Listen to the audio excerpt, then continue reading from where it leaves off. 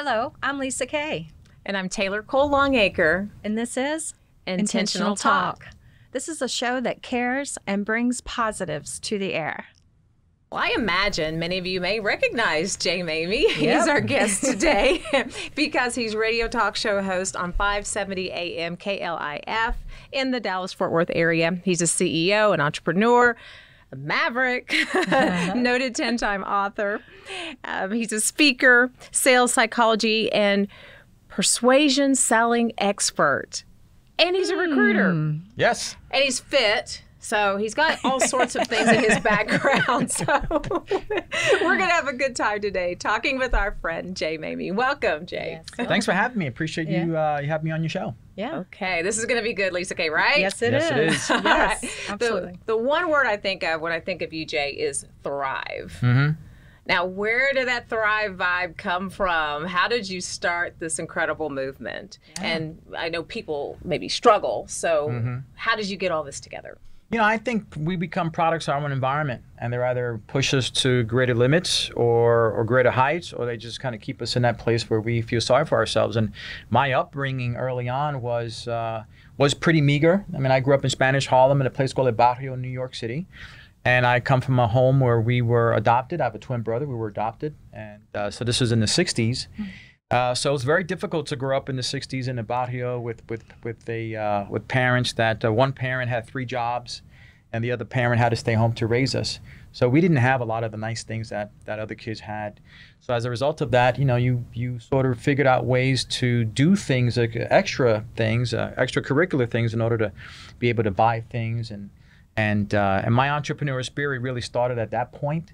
And that instilled in me this desire to thrive and go beyond my circumstances as I got older. And it still stays with me till today. What age was that when you started realizing you needed... 13. I was 13 years old, and we lived about a mile away from Central Park. Oh. So if you ever been to New York... I love it. I Yeah. love Central Park. So we lived in the north end of Central Park, which is almost at the border of Spanish Harlem. So all the softball games are there, and we used to go on the weekends to pick up bottles and cans and trade them in for a nickel.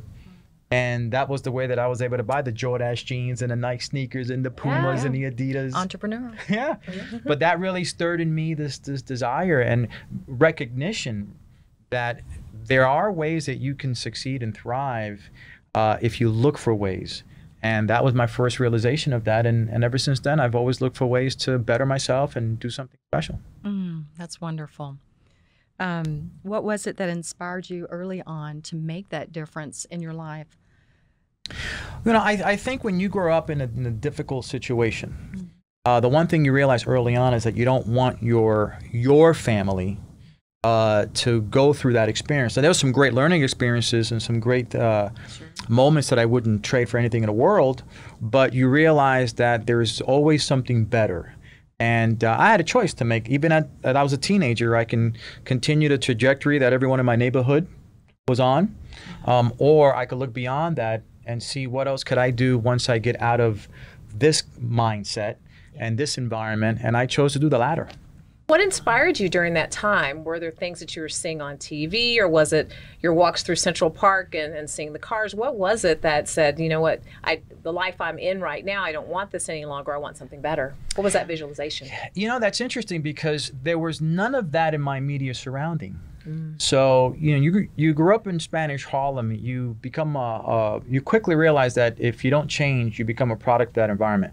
So I had to go beyond that, and I had to seek and search reasons and examples of people that were winning and what they were doing. So I read a lot of books, heard a lot of motivational tapes, things that I knew that, hey, there were others that had similar scenarios and situations like I was growing up in, but they were able to push through that.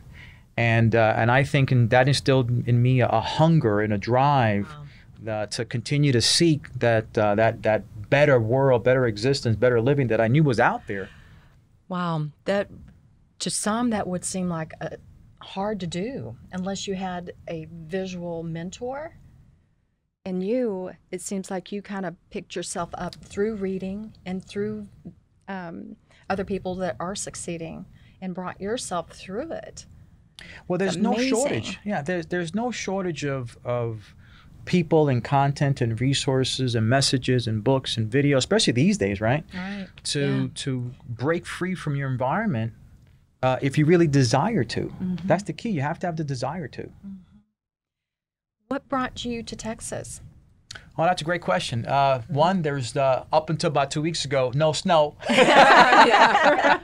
Right? There's no snow in Texas. I mean, in New York, there's all sorts of snow for quite a while. So I knew that when I was looking for where I was going to move from, I said, wherever I'm going to, there better not be any snow.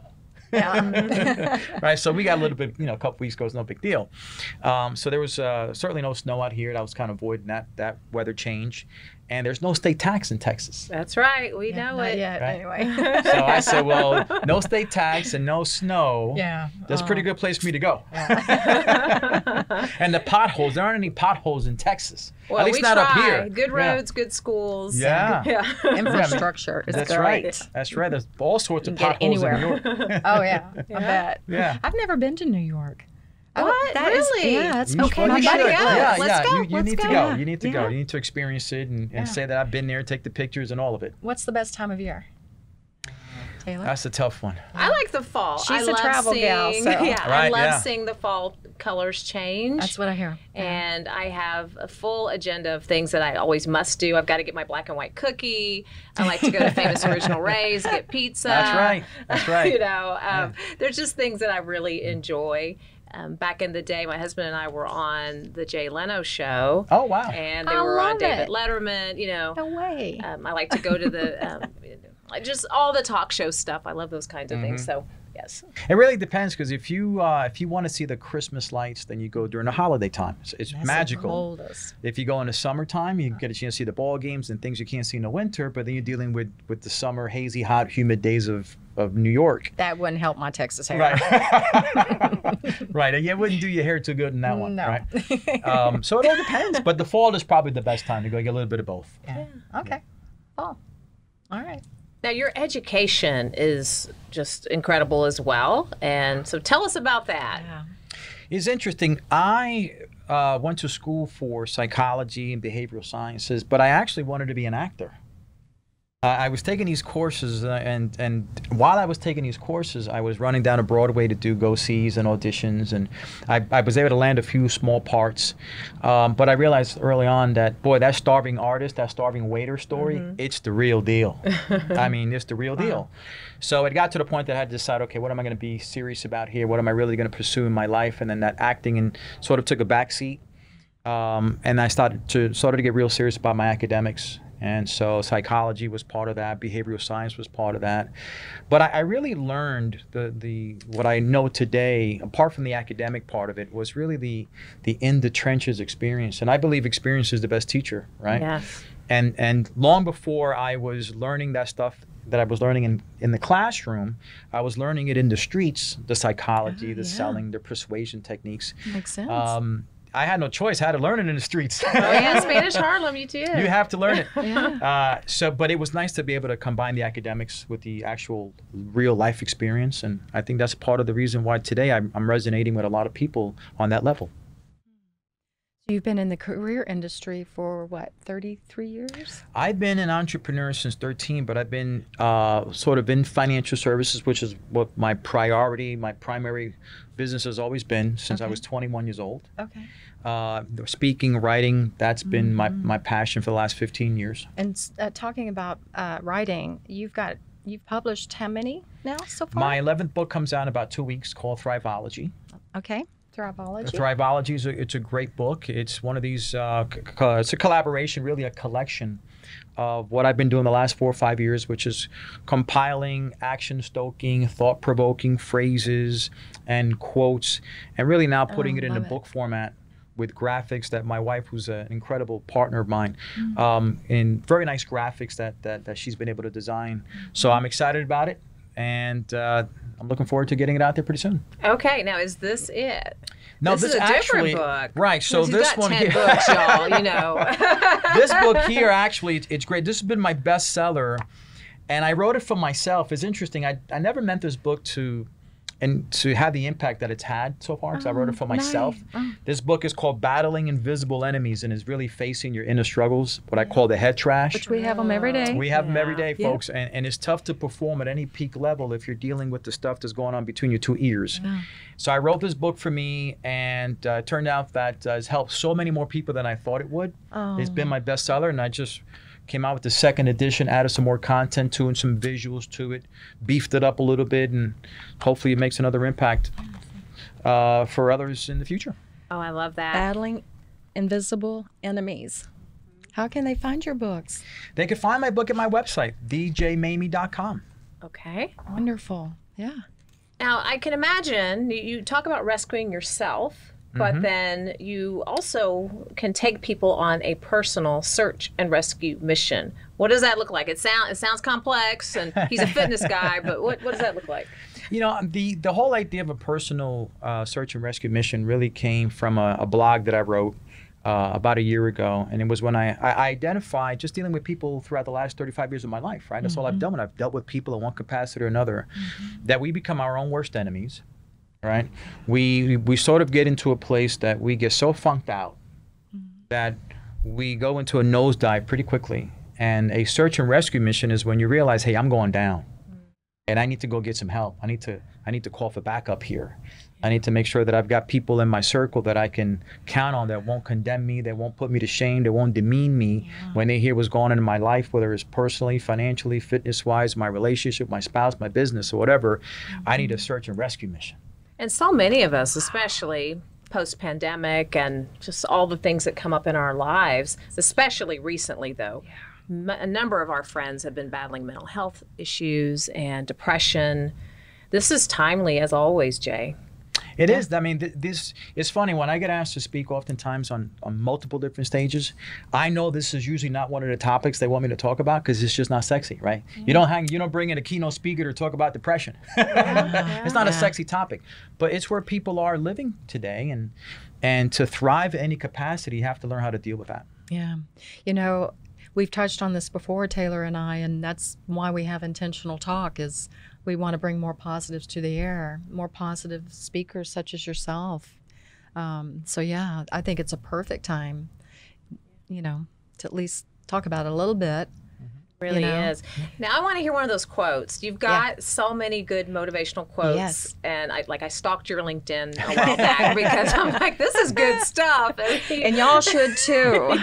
Well, I can pick it right out of this book right here. Yeah, let's hear one, because that will get us on our personal search and rescue mission and get us in thriving mode. You got it. Okay. Well, here's one. Your greatest battles are never external; they're internal. Yeah. And here's another one here that's a pretty popular one. I have a lot of people purchase this on my merchandise store. There's always a better thought to think.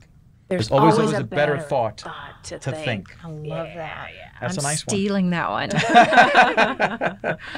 Let's see if I can find another one here. I think I've got one more. But it was, what's cool is these are all in my book here, and also they'll be part of the Thriveology book as well. And it just gives people a way to have a visual that reminds them that there are things that are better out there. Oh, absolutely. I only got two in here. Yeah, absolutely. Okay. Those are good. Yeah. What's your favorite food? I'm a health nut. Yeah, well, we can tell that. So, I mean, as long as it's healthy, I eat it. But if I were going to pick something, you know, I'm Puerto Rican. I'm Latino, so I got to have my rice and beans. Yes. But they got to be cooked healthy. So my wife does a really good job of cooking my rice and beans very, very nice and healthy with the grilled chicken. So I'll eat a bunch of other stuff, but you give me a place of rice and beans and some plátanos, and we're all right. Okay. I am too. So I am a spicy girl as well. Yeah. So we got to have hot sauce with it. You gotta make it spicy. If you have a wife that works with you, helps you publish your books, and she's a nice lady and beautiful. She's wonderful. Yes. And she cooks dinner, makes your dinner meals. Yes. Oh my God. Well, she's a chef. She's actually a chef, and back in New York, she ran her own. I didn't know that. Yeah. We need to get her on there. We can do a cooking show or a sampling show. Oh, that'd be great. Oh, yeah. That would be awesome. I think she'd love that. Yeah. So she's so it's nice to have someone who knows how to throw down in the kitchen. Yeah. But she's so talented. She's really an amazing person that I'm very, very privileged and lucky to have someone like her in my life. Really are blessed. Oh, wonderful. Okay, what's your favorite getaway? Oh, yeah. I love bed and breakfasts. I just love bed and breakfasts. You know, The breakfast, like having people cook for you. Is that what you like? You know, I like, that's part of me. It's relaxation. Bed and breakfast. Need I say more? With a book. Right. So, but the breakfast, yeah, I mean, it's nice. It's nice to have breakfast. But I think it's just the fact to get away, to have sort of a time of Detox. Detoxing and quiet time and mindfulness. And I love those. And just to get out of the normal scene for me, that's I'm a simple guy that way. But I like Hawaii too. Okay. I've been there a bunch of times. I like Hawaii too. They have bed and breakfast. They They're do. a little different, but They the do. scenery, you just can't beat that. So. No, that's right. You've been there a bunch of You times, I'm can't sure. beat it. Yeah. Yeah. Any other wild card questions for him? Oh, there's a wild card. There's a wild card section. Yes, yes. Is there something you could share with us that nobody knows about you? Oh my gosh. Well, the twins thing we found out, which Yeah. we might have known that, but maybe everyone else didn't know. Right. There you go. That's good to know. I'm a twin. I have a twin brother. We looked exactly alike. His name is Joe Maymi. Joe Maymi. Joe Jay Maymi. Maymi. Yeah. Okay. He was actually on the radio show with me. He co-hosted with me a few months ago, and it was a lot of fun. So if you happen to Google his name, you're going to say, "Hey, that's Jay," but no, that's Joe. He's in So New you're York still. identical? Completely identical. I Okay. mean, same goatee, the same whole bald head, the muscles, the whole deal. Did you all do Wow. acting together? No, he didn't pursue that. He was more of a college athlete, a star athlete in track. So while he was out there running track is when I was out there looking for auditions and go-see. So he never pursued that.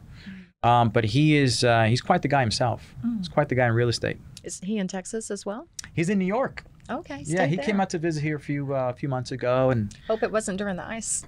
no, it wasn't. No, and he was amazed at the cows. The cows off the side of the street. Yeah. The cattle. All right. Yeah. Hey, we've got plenty. Yeah, I mean, that's not something. Even when I moved down here, I say, "Hey, there's a building on the left and there's a cow on the right." Unfortunately, they're moving way north now.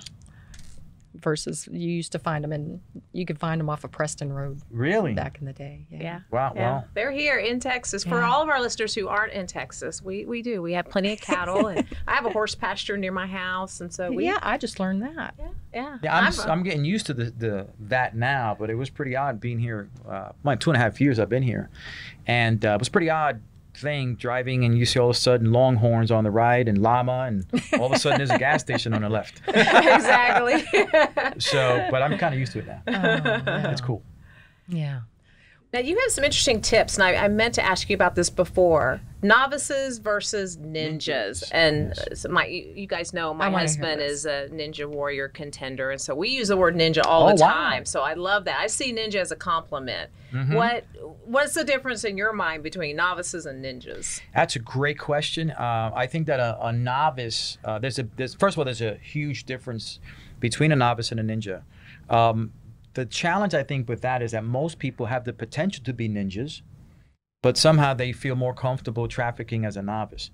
In order for you to go from a novice to a ninja, there's a bunch of things that has to happen. One of them, you have to determine if you have what I call stamina, success stamina. And sometimes people don't have that stamina and aren't willing to develop the stamina, so you'll never be a ninja. Okay? And I mean ninja in terms of academic ninja, the entrepreneurial ninja, someone who's at that high level of performance. right? Okay, top of their game. Top of their game, that's a ninja. You know, they are crafty and tactful in what they do. Then you also have to recognize if you really have the drive and the hunger to be a ninja, to sort of rise to that level. And can you surround yourself with the resources that are going to help, that'll train you up to that level? So lots of things happening between novice and ninja.